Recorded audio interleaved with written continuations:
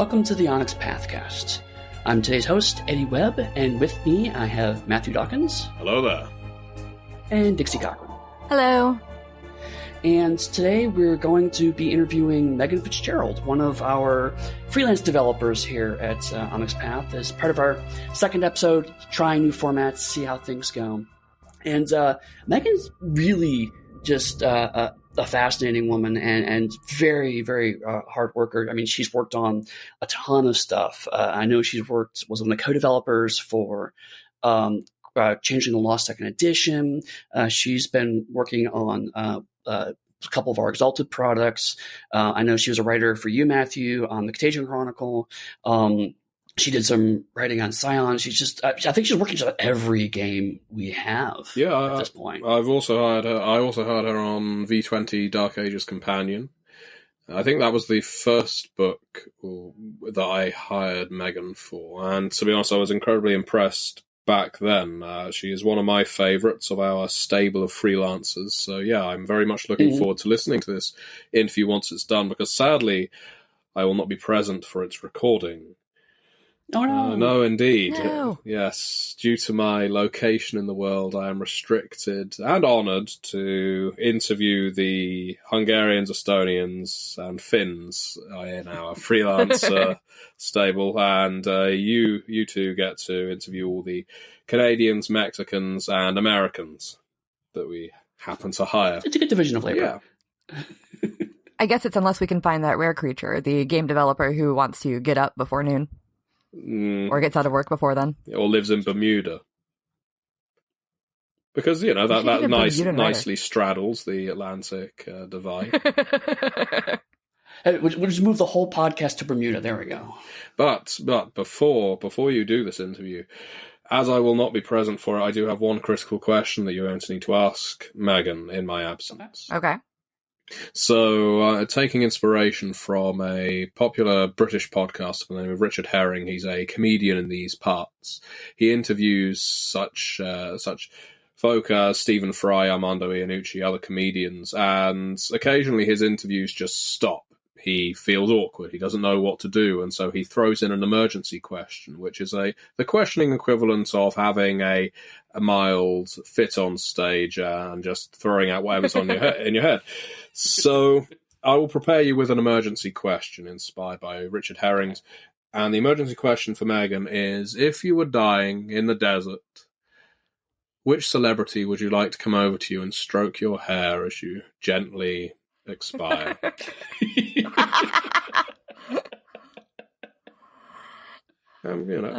us an insight into her psyche. And with that, I will take my leave. I think we have to. Is that your psyche too at this point? But yeah, hopefully we won't need the emergency question. I'm sure that there won't be any awkwardness at all in this interview. So with that, let's go see if we can schedule that and set it up. Okay, have fun. Sounds good. Hi, I'm Eddie, and I'm here with Dixie. Hello. And our guest today is Meghan Fitzgerald. She is the developer for Changeling Second Edition, and she's working on the Contagion Chronicle and just a gazillion other things. So, hi, Meghan. Hi. So, it's the first interview, so very much appreciate you coming on to our show and helping us out with it. Sure, thank you for inviting me. No problem. Matthew couldn't make it, so he did ask us to pass along a question. If you were stranded in the desert, close to death, which celebrity would you want to stroke your hair? Oh my goodness. The first one that comes to mind is Tom Hiddleston. Ooh, very good choice. Solid choice. He's probably a very good petter, I would think. and right to awkward. There we go. Excellent. Yeah, that's a great way to start this off. Straight to the curveball question, Eddie. That was very well done. Like, we have all these questions where we're like, what are you working on? No. How do you feel about Tom Hiddleston? Hey, in my defense, this was the question that Matthew asked me to ask. It's not my question. But which, of course, he could get away with because he's not here. Right, exactly. See, so also, we can throw him under the bus, and he absolutely won't listen to this. I think he can get away with that stuff too because of the accent. Like, I feel like he can just get away with asking much more awkward things. Well, we're Americans, so we're predisposed to listen to British accents, I think. It's true. It's weird. So, but actually, in all seriousness, though, Meghan, you are working on a ton of stuff. I mean, what's the short list right now of what you're working on? Let's see. Okay. Let's see. So we've got the Changeling Kickstarter, all the stuff that came out of the Kickstarter, stretch goals and backer rewards and stuff like that. Mm-hmm. Dark Eras 2 is entering first drafts where the writers are getting started, so we're dealing with that. 100 Devils Night Parade and Adversaries of the Righteous, the two EX3 monthly release books, those are going on right now. So we're in the middle of Contagion Chronicle. I think it's in red lines right now, so that's happening too. We'll be doing final drafts at some point. What else? And I just finished, not Onyx Path related, but I just recently handed in my final draft for the Modern Age Companion for Green Ronin. Oh, cool. Yeah. That's cool. I didn't know you were working on that. Yeah. Malcolm Shepard is the developer. It's really a lot of fun. I love the age system. Modern Age is going to be just awesome. And I'm curious. I mean, and I, feel free to kind of completely dodge this question if it's awkward. But what is the comparison working with? Is there a lot of difference between working with Onyx Path and Green Marine? Is it fairly similar? Is there a lot of difference, nuance? There's not a lot of difference working. I haven't noticed a lot of difference working with Onyx Path or working with Green Ronin. It's been pretty much the same process. Trying to think of other companies that I've worked with. Mostly have been pretty similar, I think. I noticed that too. I mean, I've had some people who will. There's some companies that have their own little quirks. Like I know when I worked with Margaret Weiss Productions on Firefly, they had some approvals they had to go through. But I think that was partially because we had to go through Fox television approvals. Yeah. And there's some weird things with that. So I think it's more project specific. But I'm always just curious, what it's like to work with other companies and what you can learn and pick up from them. It is a similar thing actually. I worked on the Star Trek Adventures Science Division supplement for Modifius, and that was a similar thing where there were certain things we had to do just because of the license, and the company had to go, they had their particular things that they needed, say like formatting things or whatever, ways to refer to things in the Star Trek universe that the licensor said we had to do. So that was interesting. Yeah, I've had similar experiences. I worked on a Star Wars supplement for Fantasy Flight, and it was the same thing. Like, there is a very specific in-universe Bible. Meghan, how was working on Star Trek? Because I know how much you absolutely hate that property. It's your least favorite property of all time. Am I correct? It's sarcasm. No, it was completely awesome. I've been a huge Star Trek nerd since I was a kid, so it was really, really cool. To get the offer to work on that. And I don't want to say too much because I don't know how much I can safely say, but for people who know me, they will not be surprised to hear the part of that book that I worked on. I'm just going to say that. Last time that I went to a convention where Meghan and I were both attendees was PAX Unplugged last year, and I think the only thing I saw her buy was 2 ridiculously giant boxes of some kind of Star Trek. Yeah, they were having a big final day sale on all the Star Trek Ascendancy board game stuff, so I bought the entire board game and every supplement. That's amazing. I mean, it's always kind of surreal to work on a project that you're also a fan of, right? I mean, it's always like they kind of like, you have those moments of like, am I really doing this? Like I know when I first started working on Vampire the Masquerade with Justin on 20th Anniversary Edition. It's like I had worked with Justin in the office for several years by that point in time, but there's still those occasional moments where it's like, I'm working on Vampire with Justin Achille. It's like, holy crap, it's pretty bizarre. Yeah, like I never worked on that stuff, but I definitely had that moment when I got the Changeling 20 manuscript. And I was just like, 15-year-old me would not believe this is happening. Yeah. So I'm actually curious, Meghan, how did you get into even playing or interacting with role-playing games? So my first, let's see. When I was a kid, I used to play like those dungeon crawling board games, which is kind of like a gateway drug to role-playing games. But Oh, like Hero Quest and yeah. And then the first time I actually ever played a tabletop RPG was I was freshman year of high school. I had been reading every Dragonlance novel that I could get my hands on, and I met some friends who loved Dragonlance, and they were like, hey, you know, we play D&D, do you want to come play with us? And I was like, hell yeah, I want to come play with you. So my very first ever RPG was D&D 2nd edition. I think my first character was a half-elven ranger, because at the time I was 13, and I thought that Tannis half-elven was the bomb. So that was that. I think a lot of people's first characters were half elf rangers. I'm pretty sure mine was. Is that a template? Just here's your half elf ranger. Welcome to D&D. Well, because they're really pretty. They're still a little human. They're graceful. You know, they're interesting to play. And rangers are good all around characters. I will still, in a new game, just throw together a ranger like first thing. Just to be like, I can do so many things. I can track things, and I can make sure we have food, and I can also, you know, shoot arrows. And it's great. My default D&D character became the bard, though. As soon as I discovered bards, that was it. Mm-hmm. Oh, really? What about the bard draws you to them? I'm curious. I've been a musician all my life. I was a music major in college, and I like the jack of all trades thing and being able to do a little bit of everything, but I also just love the idea that magical music is a thing that you can do.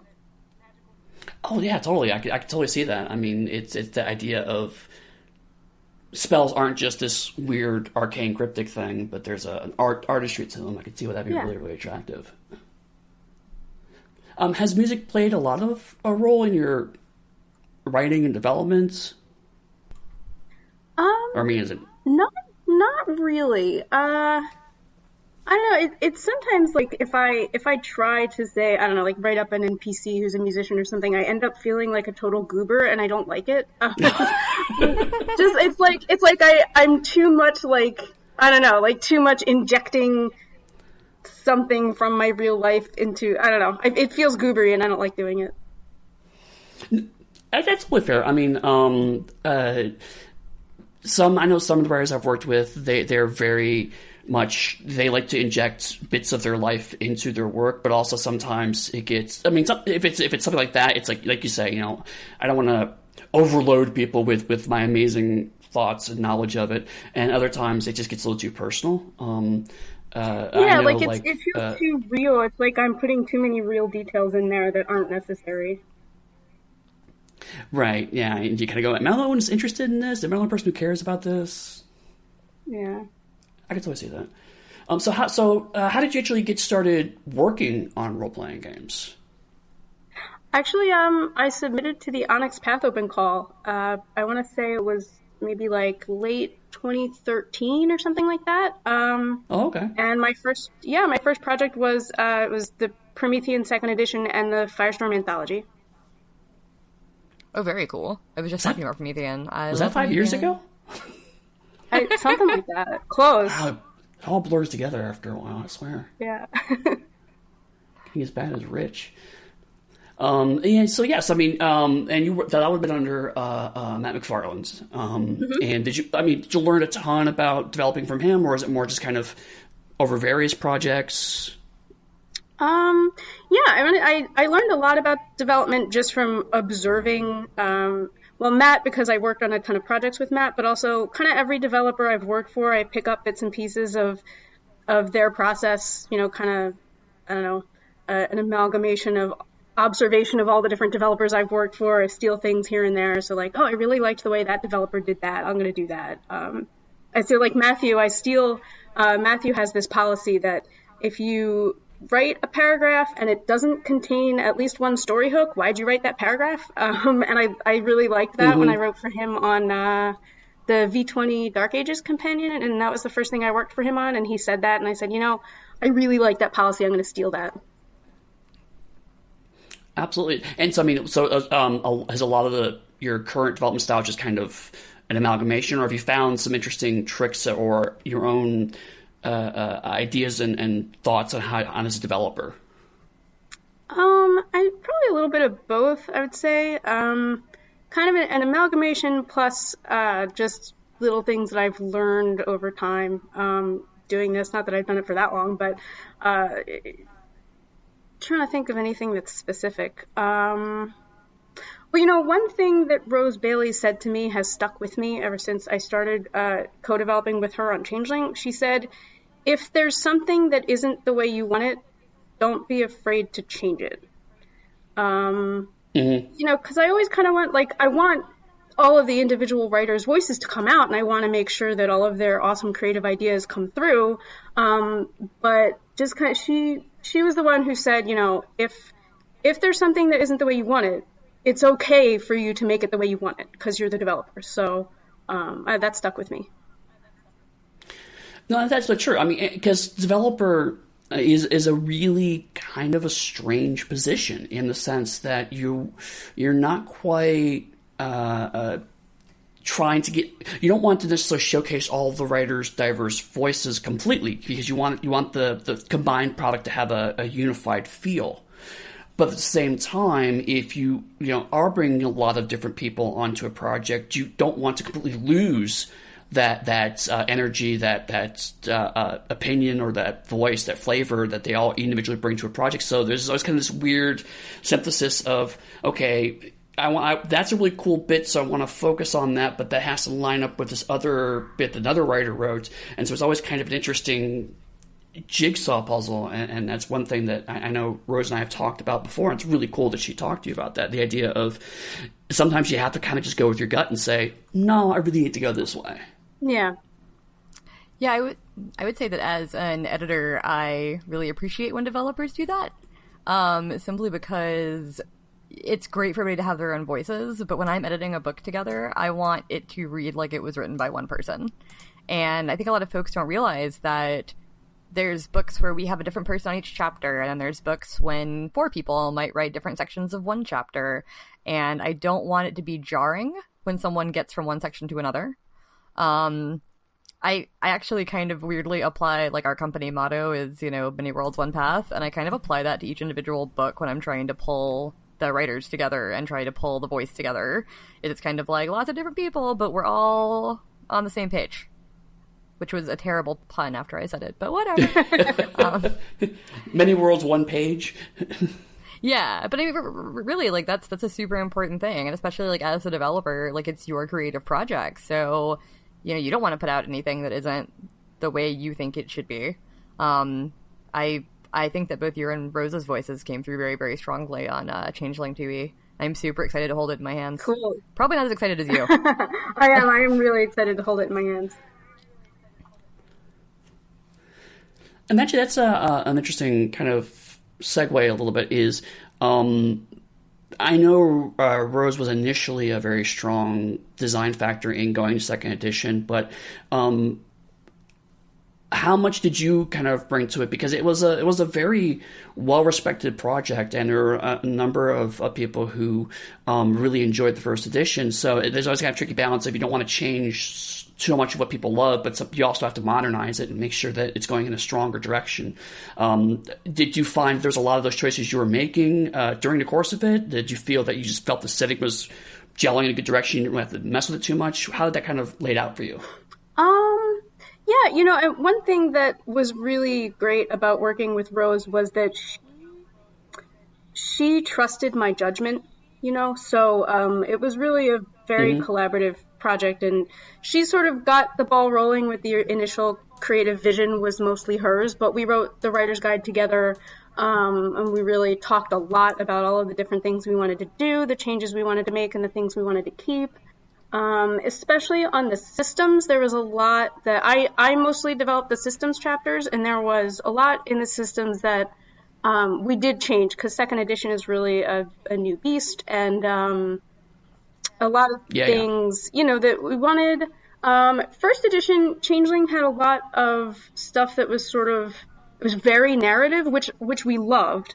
But for the second edition Chronicles of Darkness system is a little bit more toolboxy, and me personally, I like to have a little bit more structure to my mechanics, just so that I, as a storyteller, understand how to run it, stuff like that. So, for instance, the Oniromancy and the hedge spinning systems are just a little bit crunchier, just because that's my preference. But yeah, I mean, most of the setting stuff is the same. We kind of not shifted, but we focused on a few particular things that we really wanted to bring out, like the reciprocity of the weird, like what the weird actually is. And actually, one of the things, there's a big focus on kind of goblin debt and becoming a hedge denizen and making deals with goblins that we really brought out, which came out of something that a writer did. We wanted goblin contracts in particular to be something where the carrot matched the stick. Like, we wanted to give enough incentive to do it, that the double-edged sword wasn't such a sharp edge that you didn't want to do it. So that's kind of what we gave the writers. We said, do something like that. And Steffi Devon came back with this awesome goblin debt system that I loved so much that I said, look, I want to expand this beyond goblin contracts and actually make it like a big thing. So that was really fun. Yeah, Steffi's great. Yeah. I love working with her. So I mean, that's frankly just a ton of really awesome stuff that came in relatively early on, because I mean, you say you haven't been developing for very long, and that's some really fantastic kind of insight. I mean, I've seen so many developers, and I've frankly been guilty of it, where they're a little too reverential of core material. To have a developer go in and say, no, we're going to kind of take this, tear this apart and put it together in different forms so it runs even better and brings out what's even cooler about things and gives it some more structure and design is frankly really, really bold. And so, I mean, and everything I've seen so far is people have been loving the direction of second edition. So I think you've definitely hit that very, very well. So kudos. I mean, it's frankly just a really good book. I remember when I had to read the manuscripts for an unrelated project, was just like, yeah, I remember this was just what it was like when I was reading the initial notes when we were bouncing around with Ethan, back in first edition. So it's really, really, it was exciting to see you and Rose be able to kind of take that and give it some more meat and some more of a I want to say direction, because it was always a very targeted game, but there's a thoroughness of thought that goes through this. Like, let's take all this stuff to the natural conclusion, like I said, with the goblins and whatnot. That was kind of almost there in the first edition. Being able to see that and go, yes, take these pieces is frankly insightful. So that's really, I'm really interested to hear like stuff like that. I mean, is there other projects where you were had a similar feeling of, yes, let's put this together in this direction, or was that one just kind of the storm in a bottle moments? I don't know. I feel like it was a little bit storm in a bottle. All of the other stuff that I've been working on as a developer has been a lot of fun too. I had a little bit with Dark Eras. When I was putting together my outlines for Dark Eras, I felt a little bit like that, where this was sort of a new foray into a crossover-heavy project with a lot of really cool historical details in there, and just kind of that synthesis moment where you gather all your research together, you read through all of the game lines that are involved, and you kind of pick out, like, where are the points of commonality that these games have that I can use as my seed for crossover in this historical era, and what themes can I pick out that really kind of unify these game lines in this historical era together, to make something that's dynamic and cool to play in as a setting. Kind of when I hit that moment in the outline, I went, yes, I know what I'm doing with this. That was a lot of fun. I enjoyed that. Yeah, that's always great when that happens. Are you actually? We have a question from one of the people in the forums about that. So let me kind of go into that real quick. They actually want to. Nicholas Maloney had asked, how will crossovers work in Dark Eras, and specifically if each era will have specific rules about how the powers will interact. And since you had mentioned before about you really dig mechanics, have you had any thoughts about how that would work, or is it more kind of case by case basis?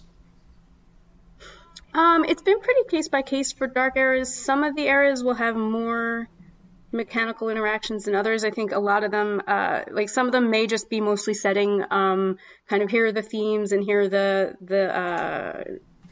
I don't know, places where, how do these individual beings from the game lines find reasons to work together or stuff like that.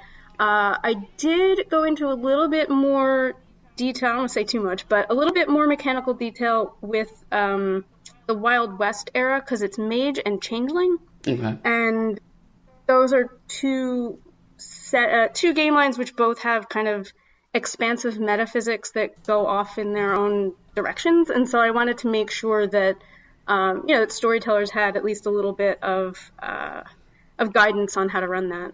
Sure, how do contracts interact with spheres and that kind of thing? Yeah, mostly the hedge, really. Oh, okay. Mostly like, what happens when a mage gets into the hedge? How does a changeling make a deal with something like an abyssal entity for contracts? Just things like that, where it's just a little bit of guidance so that storytellers know how to kind of bring those metaphysics together a little bit. So I am not a Western fan generally, and you just kind of made me one, because Changeling and Mage in the Wild West sounds amazing. I mean, granted, I have been lucky enough to read the outlines, which is cool, but like, I'm super, super excited for that, because I keep just picturing like Fae and Mage duels in the middle of, a dusty street and getting very excited. Awesome. Yay.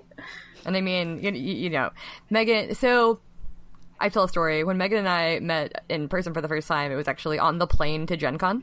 Oh, really? Last year. Yeah, I had met her in person. We knew who each other were. And I started, just talking about various things we both worked on. And I started talking about my favorite chapter in Dark Era's Companion, which is called The Year Without a Summer, I do believe is the title. And It is this really amazing Promethean chapter with Mary Shelley, and I'm like raving about it, and I see Megan's face, and she's kind of lit up, and I'm like, what's going on? And she's like, I wrote that. So like, I am super interested in that still, and where you came up with that idea while we're talking about cool ideas. Oh, Year Without a Summer? Yeah. So let's see. That was one where it wasn't too long after we had done the Promethean second edition book, and Matt McFarlane had asked me to work on Year Without a Summer, and a lot of that was just me going and reading all of the journals, because you can find there's Polidori's actual journal that he wrote about those times, and the Shelleys, Mary and Percy Shelley, have a joint journal that they kept about that time that they had, and so I just I read those, and the actual historical events are so filled with drama. Oh yeah. that it was just a really rich source already for pulling out some horror and some tragedy. And I find out with Dark Era is that fiction is, they say, reality is stranger than fiction. It really, a lot of times when you look up weird historical details, you're like, this thing actually happened, and I couldn't have come up with something weirder than that.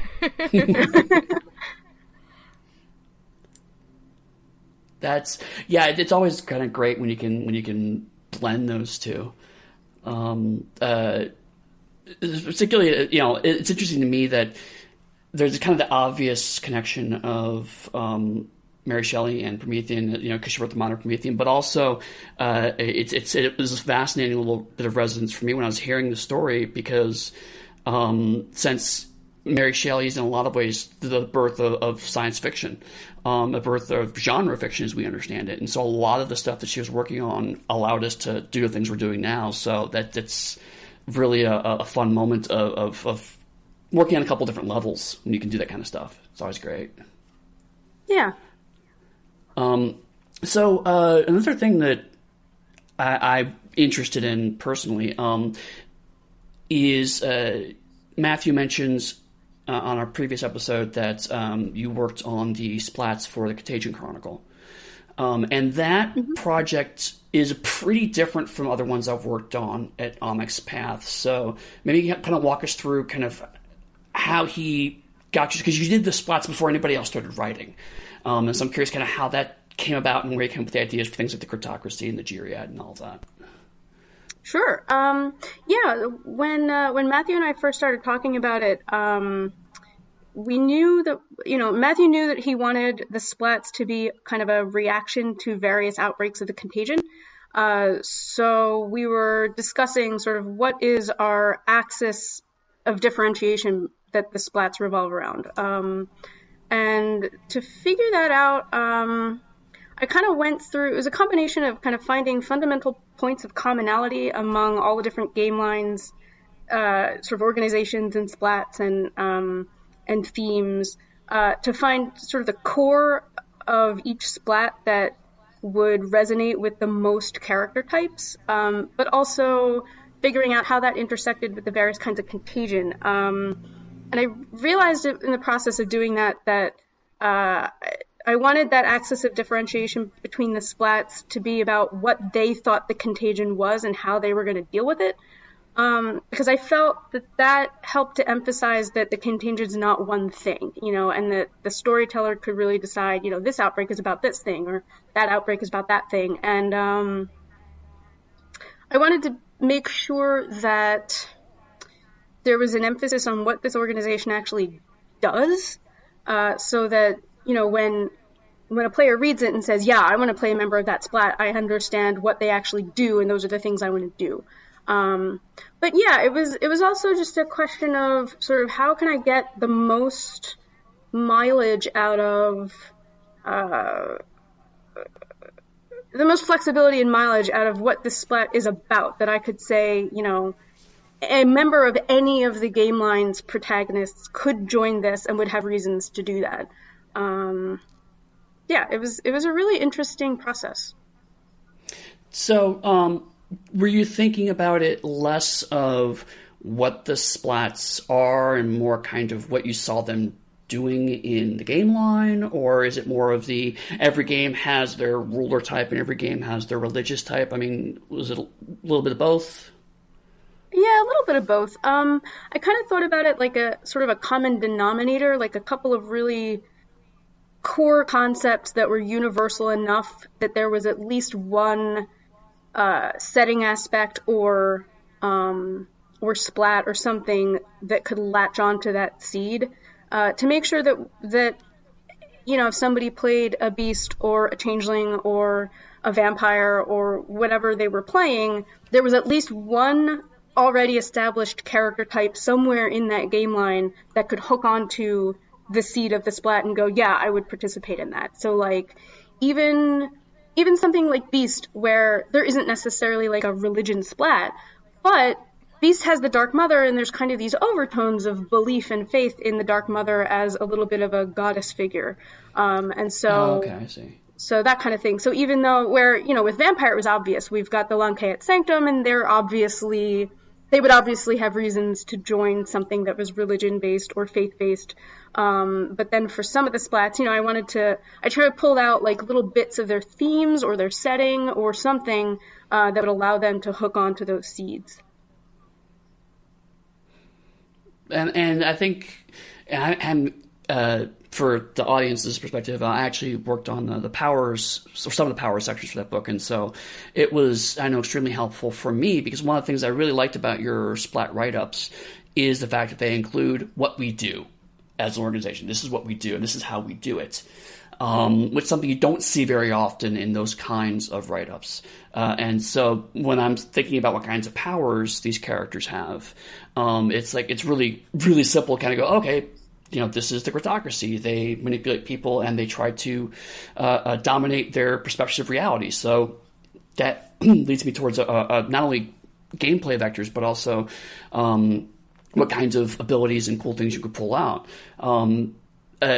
Was that something you just felt was missing in these write-ups, or something that kind of came naturally out of writing, or something you've always wanted to kind of inject in that kind of player character grouping?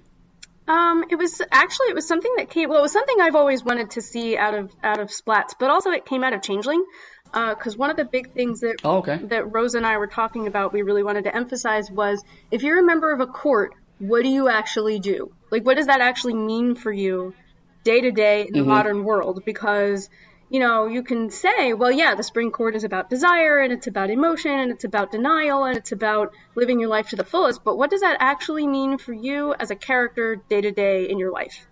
So we really wanted to ground those in in the day-to-day from the character's personal perspective. And that's something I really like about that. So I wanted to carry that over too.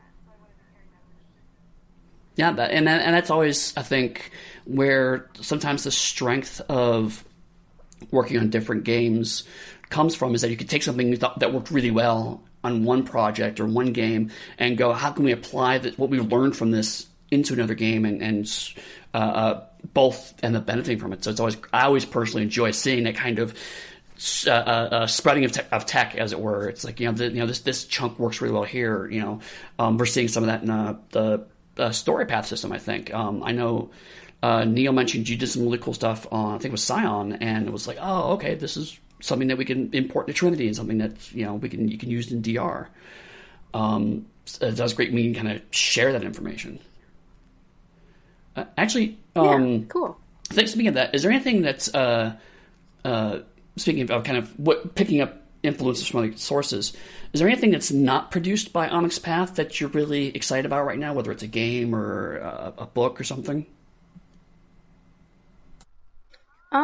Well, yeah, actually, so I mentioned Modern Age. I'm actually really, really excited for Modern Age to come out so people can see it. I love the age system. It's very elegant. It works really well. And I like Modern Age's interpretation of it in particular because it's classless. So I think it really encapsulates all of the different genres that it's going for really well.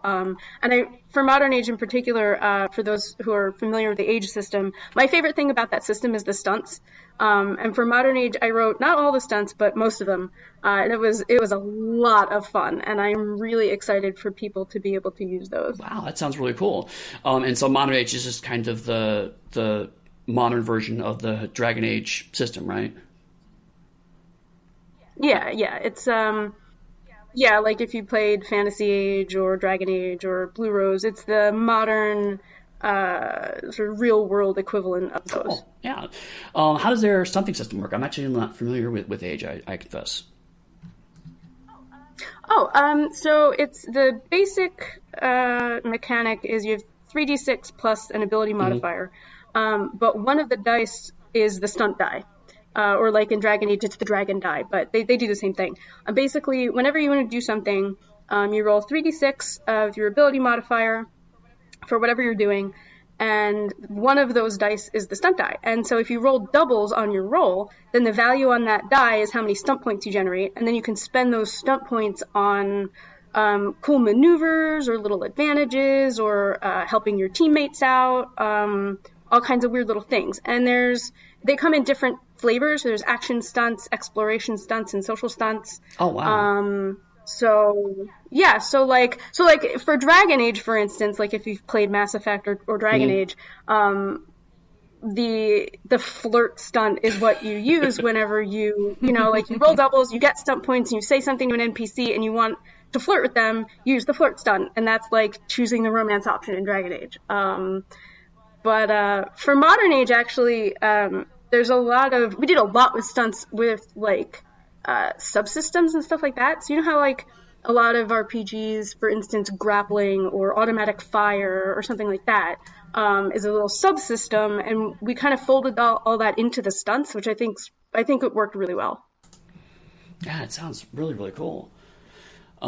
Speaking of actually really cool, in our last episodes, Dixie mentions that you work at NASA? Yes, I do. What do you do at NASA? I'm curious.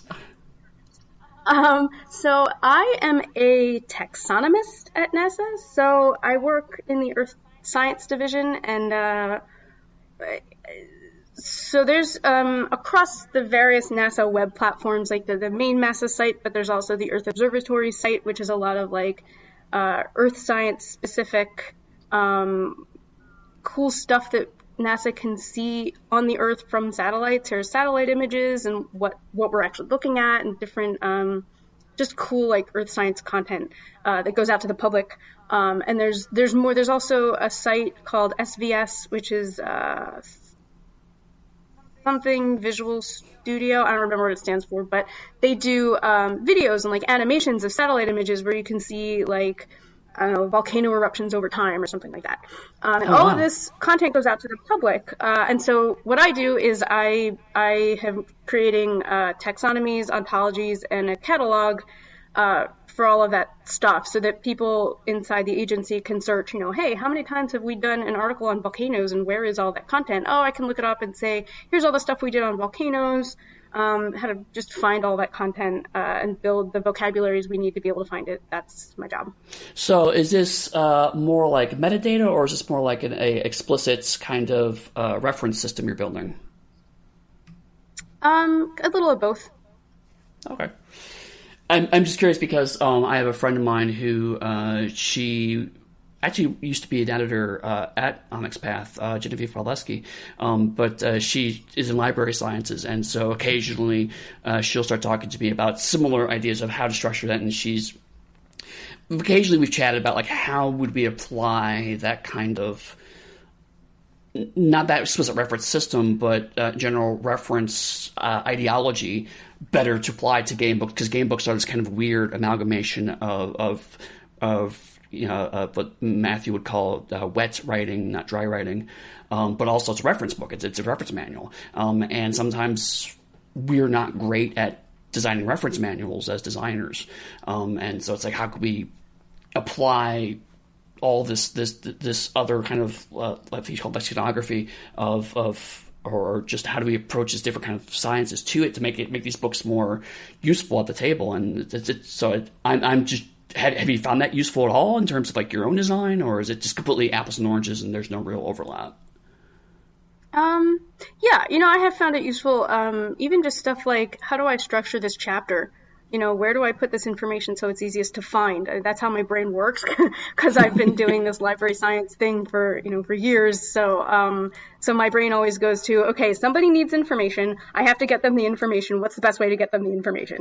So yeah, I do find that useful.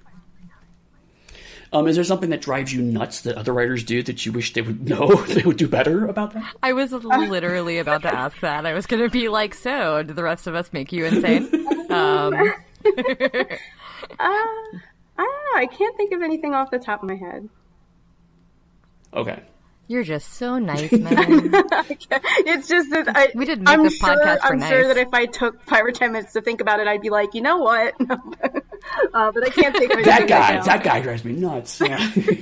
I was looking at Pugmire, Seriously. and it's just the worst structured. Oh my god, that guy can't write to save his soul. You have a soul, Eddie? What? No. Anyway. And the cover took it. No more metaphysics. Don't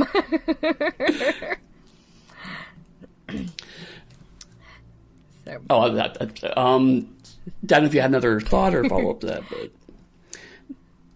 okay.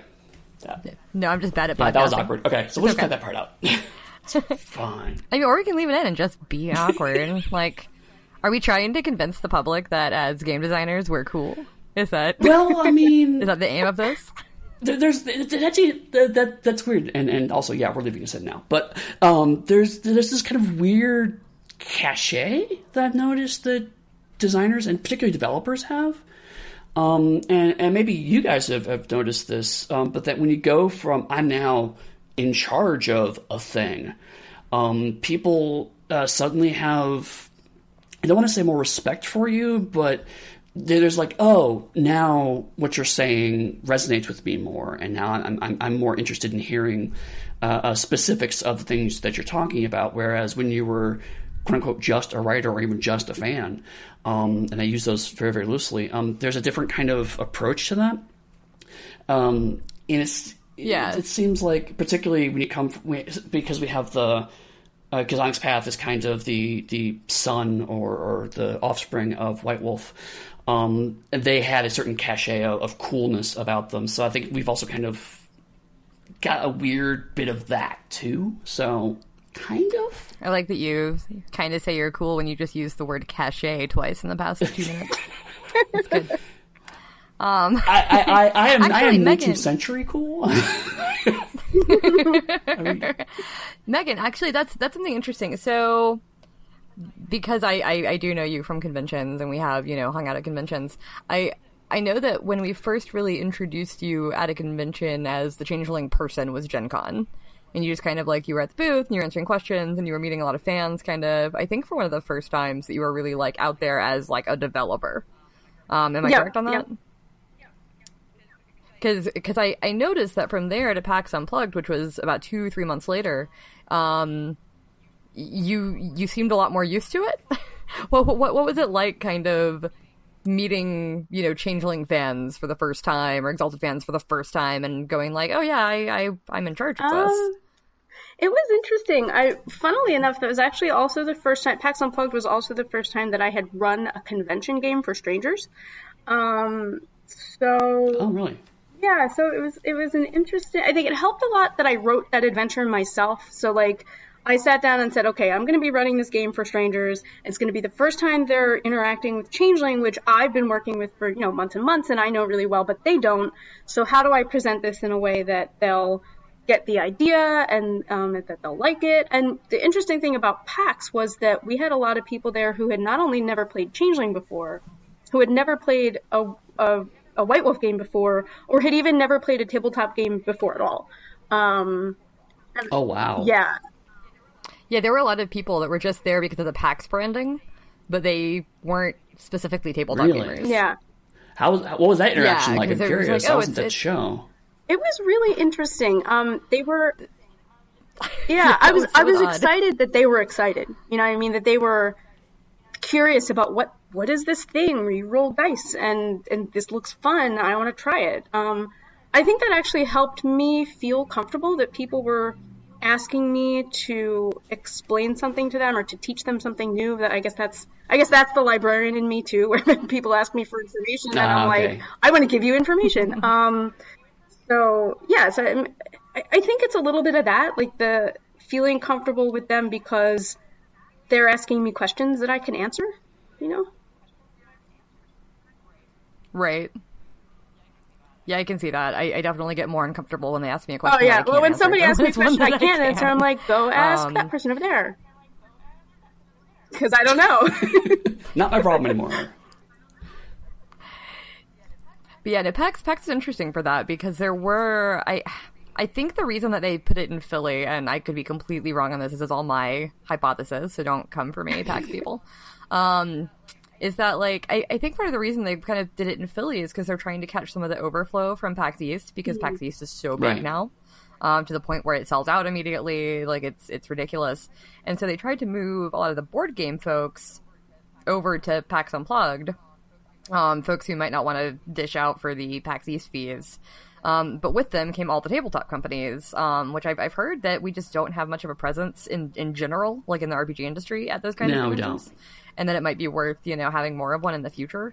Because, yeah, the amount of people, they knew board games and they knew video games, but they were like, what are these books you're selling? Like, we were very, how do you play a game with books? And all of us who've been playing games, like, I've been playing RPG since 92. I'm like, how do you not play games with books? Like, right, what are you weirdos? Like, you don't use, 500 pages of rules? You're nuts. But I did see a little bit of that, because I did go to PAX East 4 years ago, 3-4 years ago, around there. And it's in Boston. And so it was right around one of the D&D anniversaries, because they had a tent, like actually inside the convention, they had a tent there. And it was the Dragon Inn or something like that. And it was like the D&D.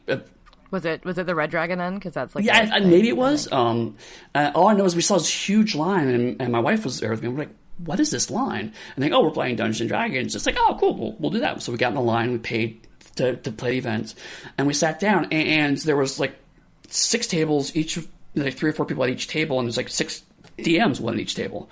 And there was a lot of like, this is Dungeons and Dragons, and this is how you play. And my wife actually's been playing longer than I have, and so she's like, I know how this works. And so I was just trying to be quiet, because I was just fascinated. Like, okay, I'm curious how someone tells me how to play a role-playing game. I'm just curious what language they use and whatnot. My wife was like, can we get to killing things already? This will just get in my way. And so we played for like an hour and a half, and like, okay, cool, we're done. It's like, that's it. So I mean, it was very much, how do you take D&D and repackage it for an audience that only understands how board games work. So I saw a little bit, and at the time I was like, that's really weird. But now that you guys are talking about PAX Unplugged, it makes a lot more sense to me. What happened there? Yeah, the PAX branding has been very strongly video game related for a long time.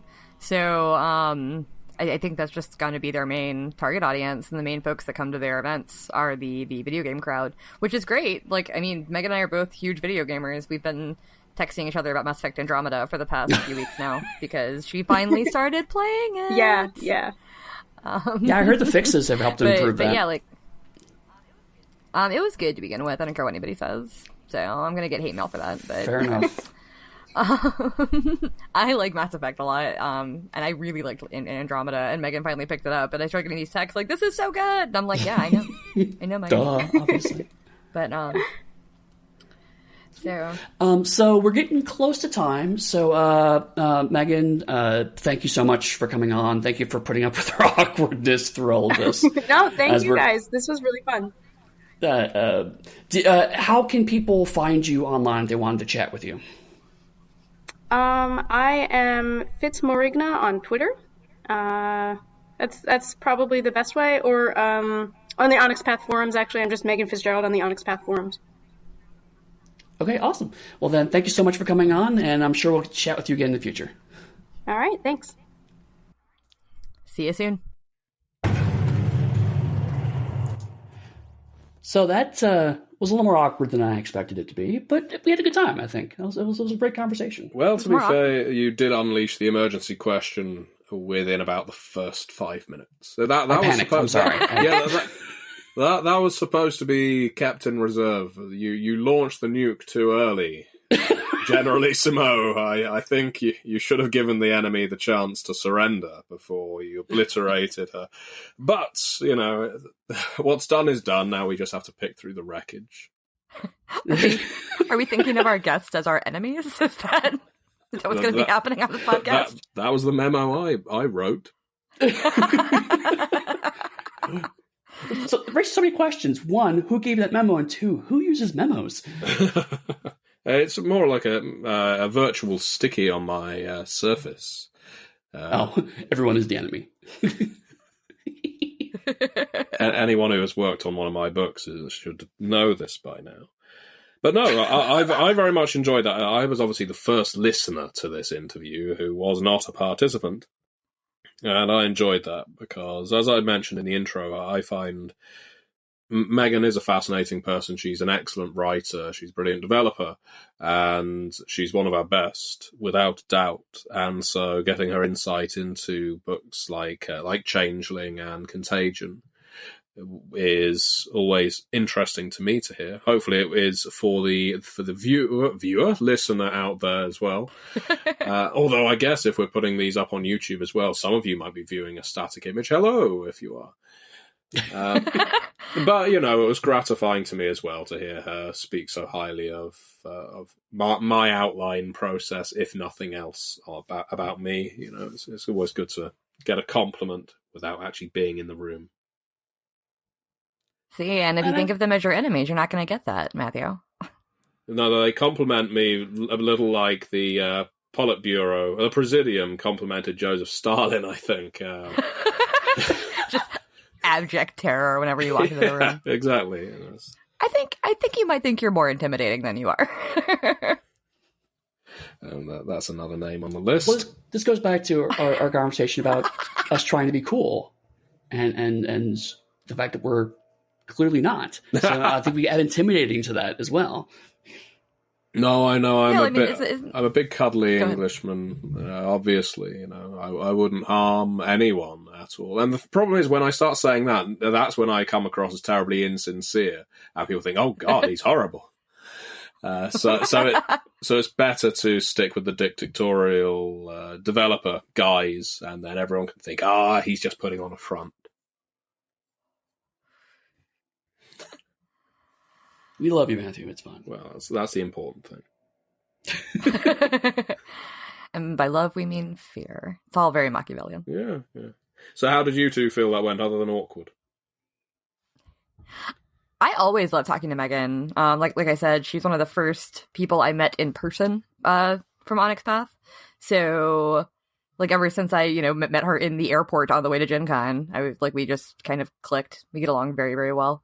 So it was fun talking to her in this capacity, because even though we chat a lot, I don't really talk to her about kind of a deep dive into her work or what her process is or anything. I've never really picked her brain on that. So that was interesting. That's one thing, actually. That's a good point. Is we definitely want to try to make these closer to the conversations we have, like when we're together at conventions or we're on these calls and whatnot. But we just really don't have time to talk about, or to never come around talking about things like, our work and, hey, how do you do things versus how I do things, and that kind of process comparison and like, so it's always fascinating for me. I love talking to other talented people and finding out how they work and what they bring to the table and what inspires them. Because I always find I can learn something from that. I always draw little nuggets from people's thoughts or processes. So it's actually rare that we get a chance to have this kinds of conversations. So it's great to be able to do that and talk a little bit about how she approaches things. Well, yeah, because if you're at a convention, whether it's Gen Con, PAX Unplugged, whatever, there's, several thousand other people around you. And it's so rare that you do get to sit down with just one person and kind of go like, hey, what is your work like? How do you do things? But also, like I said before, Meghan's day job is fascinating to me. She thinks it's really boring. She's like, I'm a librarian, pretty much. I'm like, I think it's cool. You work at NASA. Like, that's interesting to me. So one thing I've always found is that people who are passionate about something, to me, I think are somewhat inherently interesting. If they're really excited and passionate about something, then that enthusiasm injects into subject matter and it ends up becoming interesting as a result, I find. Yeah, very, very much. I have definitely talked to people who I thought their jobs or interests were stuff I was not interested in at all. And then the minute they start talking and their eyes light up, you're just like, oh, okay. Well, maybe that's a direction we can take with some of our future interviews as well. We can, depending on how much the interviewee, the guest, wants to expose of themselves, we can ask them a little more about their, I want to avoid saying about their personal life, but about their out of role-playing interests, because we kind of tentatively did this with this interview. And I guess it's something we need to listen to you, the listeners, on how interested you are about that, because we are ultimately writers, developers, editors, artists, depending on who gets asked on the show at any given time. And clearly none of us see ourselves as celebrities, and it's very rare for anyone to really describe themselves as an interesting person. I think most people that do aren't. So if you, the listeners out there, want to know more about these people we're talking to, more than just the Onyx Path side of their lives, then by all means tell us, because it will give some guidance as to the sorts of questions you want us to ask. And providing they're within the realms of acceptability, we will do it. And of course, the guest will reserve the right to say, absolutely not. I'm not telling them at all about my childhood in X, where I went to this school. But, all of us have fun school days stories, so maybe we'll do that. Actually, and this is a tangent for the interview with Meghan episode, but here's something I wanted to ask you both, actually. Because I know you touched on this in the intro, Dixie, and I don't think I've ever asked you this, Eddie. It was where you first role-played. Because for a lot of people, it was at school. Dixie was mentioning the goth kids. Yeah. Mm-hmm. And so what about you, Eddie? It was school for me, but my intro is a little odd in the sense that I bought the D&D red box that Frank Menzer put together. So, that starts the avenue, but no one wanted to play it because it was right in the middle of the 80s, right during the Satanic Panic. So a lot of the parents were aware that Dungeons & Dragons was a thing that was bad, but they had no problems if we talked about comic books. So a lot of us end up playing Marvel Superheroes game. So we would end up during like lunch or during recess or occasionally during detention. We would get together and, we played, superheroes in exactly the way you think that teenage boys would play superhero characters. So mine's actually not the high school thing I was mentioning. It's not the first time I encountered it. So full disclosure, my parents are both nerds. I was raised this way. When my parents split up, my mom ended up getting a roommate for a while named Kim, and Kim played D&D. So she knew I was into fantasy already. I was always reading Chronicles of Narnia, or there was a weird little kids book series from the late 80s called Secrets of the Unicorn Queen I was super into, which I mention only because I named my first D&D character after one of the characters in that book. The Unicorn Queen. Yeah, her name was Illyria. It was important to me at the time. So I ended up playing in my living room that I grew up in with Kim and my mother. It was the first time I ever played. I was 7 years old, so it was probably AD&D 2, somewhere around 92. So yeah, that was my first experience. And they also ran a kids game for all the kids of all their friends. So I remember doing some kind of dungeon crawl type thing with that too when I was probably 7 or 8. And then I just didn't play for a while until I got back into it in high school. But I was like, I remember this when I saw the kids playing it then. Oh, wow. I'm a pretty late bloomer compared to the two of you then, because I only got introduced to role-playing when I was at college. And college in Britain is a different period than college or university in America. It is the age is 16, 17, maybe 18, and then you go on to university. Mm-hmm. And so I was a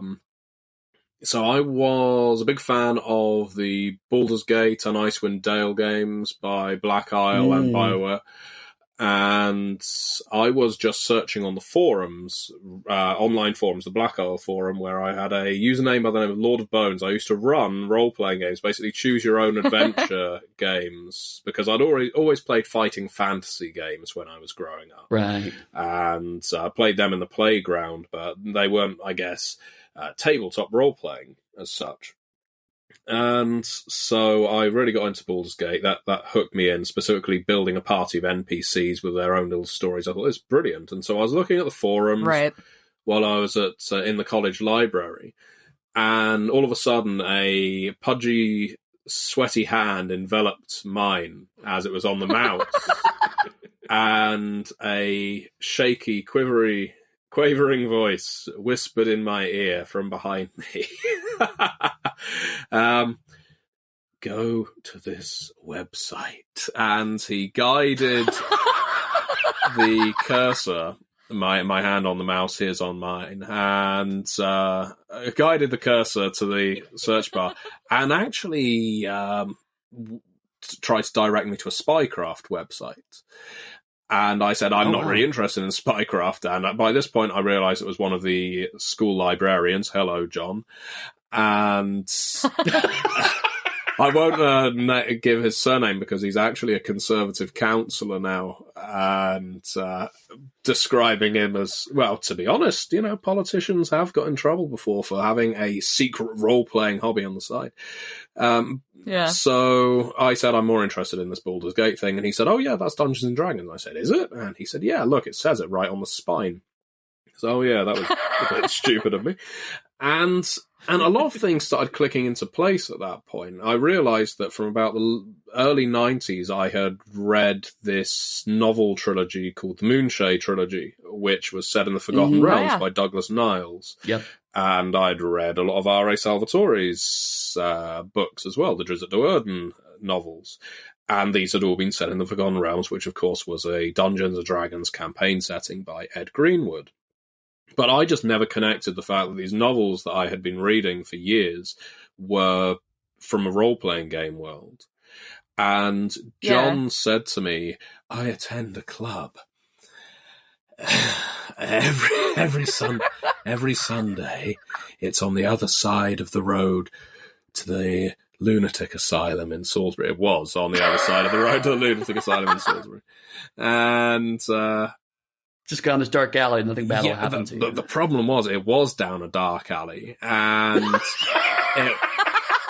now people can verify this tale because this home for the challenge and for people who needed a respite and the like was called the Old Manor. I believe it's shut down now, and we went to a place called the Old Manor Social Club, and the group had named itself, like all role-playing groups give themselves names for some reason, or not all, they used to. Yes. And this one called itself South Wiltshire, that's the county we're in, South Wiltshire Adventurers in Time. And just they could, Sweat. yes, I said, so sweat. And he said, no, it's SWAT. I said, it's not SWAT, really, is it? And he said, if you come along on Sunday night, you can play in a game of Dungeons and Dragons. And this was the 2nd edition, 3rd edition crossover period, Ruins of Mithril. I realise my story's a lot longer than yours, but it's a long story. And also more ominous. Yeah. And so I way turned more up. creepy than ours. I turned up on the Sunday, looking forward to playing my very first tabletop role-playing game. And it turned out that D&D was running every other week, so every fortnight. And what I had turned up to play was Hercules and Xena, The Legendary Journeys. And which came in a box set. I never bought a copy myself, but the GM and a couple of the players owned it, so it was clearly popular around our part. And my first ever tabletop role-playing game was Hercules and Xena. And I played a acrobat with not a lot of enthusiasm, thinking, well, so this is role-playing. And I came back the next week, thankfully, and played Dungeons & Dragons the first time. My first character was a 16th level elven rogue, because it was Ruins of Mithril. It was quite trial by fire.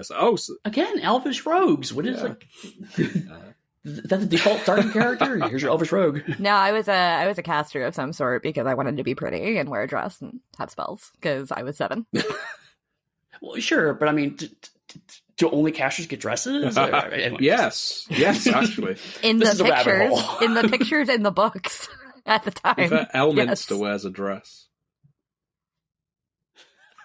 And and I think Ed Greenwood, if he was here now, he's not passed on, not on a time of recording. God, no, he's not here on the podcast. If Ed was with us now, if he could speak to us, he would tell us of all the happy times Elminster has run around wearing a dress, because Ed is very, very liberal in that regard, and he loves telling stories to anyone who's prepared to listen about all the times Elminster wore a girdle of sex changes and all kinds of things, and all the relationships Elminster's had with dragons, carnal and otherwise. Oh no. Yeah. So we're running low on time, but really quickly, my quick Ed Greenwood story. A couple of years ago, I was invited to a conference to speak on panels. This is pretty common, It's like, oh yeah, just put me on with some of the guests, and it'll be fine. And so there was a world building panel, and I was like, okay, sure, no problem. I'll happily sit on it, and we talk about Pugmire and whatnot. And on the panel, it's Robin Laws next to Ed Greenwood next to me, and I'm just like, what am I doing here? And so he's naturally talking about all the stuff with the Forgotten Realms and everything going on. And so I'm like, and then my stupid game about dogs, we do this thing over here, and I'm totally feeling imposter syndrome. Right. And then at the ends, he was so gracious. He came up to me, he's like going, I haven't heard about your game before, but it sounds really fun. I'll have to check it out. And I'm just like, oh my God, Ed Greenwood likes my game. It was amazing. It's always a cool feling. You're talking to somebody about the thing that you've worked on and they're excited about it, and then you realize who they are. That's always my favorite at conventions, is that I'm not good visually anyway. I'm bad at recognizing people. So, and I obviously don't know what most, role-playing game designers look like. So there have been times at conventions where I'm just like chatting with somebody and it's like, oh yeah, we'll talk later, here's my card, whatever. And then somebody else who knows people better than I do will run up to me and go, do you know who you were just talking to? And I go, no. Are they important? But yeah, those encounters are always great. I at last Gen Con, people wanted to drunkenly didn't recognize Mike Cheney, our art director, despite the fact This wasn't the first convention at which I'd even talked to him, and Eddie, we won't tell the story because I actually still feel a little sore about that. The most recent Gen Con at time of recording, one night I drank far too much, and it wasn't even a drinking to the point of being ill. It was just a drinking to the point of feeling utterly dreadful. And Eddie and one of our frequent freelancers, Mike Hollywood, was kind enough to stick with me in the bar and make sure I drank lots of water and ate a lot because I bloody needed it. But on that night, I saw Mike. I know I saw Mike, and he started talking to me. And for whatever reason, I just completely blanked him. And I thought he was someone else. And I was correcting him. I was saying, no, you're this person. And he's never come to me about that. So, I assume we're good. We're cool. But, yeah. You never know with Mike. He might shoot you in the head one day. You never know it. So if people wanted to stumble us in conventions and not recognize us, how would they get in touch with us, Dixie? You can find me on almost all social media at Dixie Cyanide. That's Dixie like my name, Cyanide like the poison. So you can find me in a few avenues. You can find me on Twitter at clackclickbang, and that user ID has a story behind it that we'll save for another podcast. You can also find me on YouTube as the Gentleman Gamer. You can also find me on the Onyx Path forums as the Gentleman Gamer. But generally, typing Matthew Dawkins into Google will help as well. And you can find me in most every social media outlets through Eddy Fate, EDDYFATE. It's also named my website, eddyfate.com. And of course, you can find all of us usually hanging around at the Onyx Path forums or on our website and blog at theonyxpath.com. So once again, this has been Eddie Webb, Matthew Dawkins, Dixie Cochran. We have the Onyx Pathcast. Many worlds, one path. Flawless. Nothing more professional than with the outro. Fatality. Friendship.